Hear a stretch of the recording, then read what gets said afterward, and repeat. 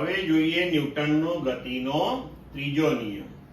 તો ન્યૂટનનો ગતિનો ત્રીજો નિયમ એવું કહે છે કે જ્યારે કોઈ પણ બે પદાર્થો વચ્ચે આંતરક્રિયા થાય છે ત્યારે એક પદાર્થ વડે બીજા પદાર્થ પર લાગતું બળ, જેને આપણે ક્રિયાગત બળ કહીએ, તો તેનું મૂલ્ય એ બીજા પદાર્થ વડે પહેલા પદાર્થ ઉપર લાગતું બળ, જેને આપણે પ્રતિક્રિયા બળ કહીએ, તેટલું જ હોય છે.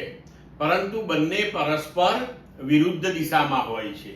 એટલે આપણે બીજા શબ્દોમાં એવું કહી શકીએ કે આઘાત અને પ્રત્યાઘાત સમાન મૂલ્યના અને પરસ્પર વિરુદ્ધ દિશામાં હોય છે. હવે અહીંયા આપણે કોઈ પણ બળ જે છે, કે ધારો કે ક્રિયા બળ, તો એને આઘાતી બળ કહીએ, તો પ્રતિક્રિયા બળ છે તેને પ્રત્યાઘાતી બળ કહેવાય. બરોબર છે?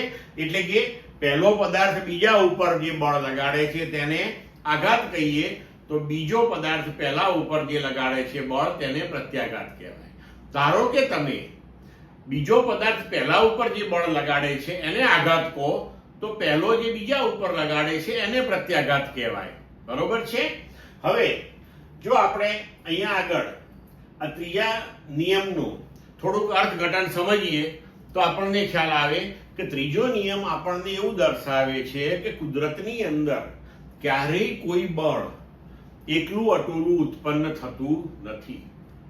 કુદરતની અંદર હંમેશા બળો આપણને જોડમાં જ મળે છે, હંમેશા જોડમાં જ મળે છે, અને એ જુદા જુદા પદાર્થો ઉપર લાગતા હોય, મૂલ્ય સમાન હોય, પરંતુ દિશા પરસ્પર વિરુદ્ધ હોય.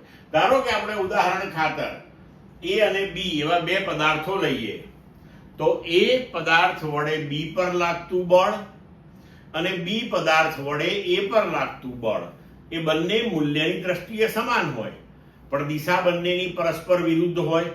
એટલે આપણે લખી શકીએ કે A પર B વડે બળ બરાબર માઇનસ B પર A વડે બળ.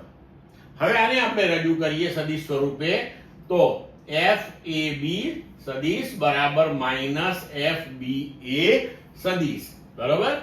તો ક્લિયર મિત્રો? હવે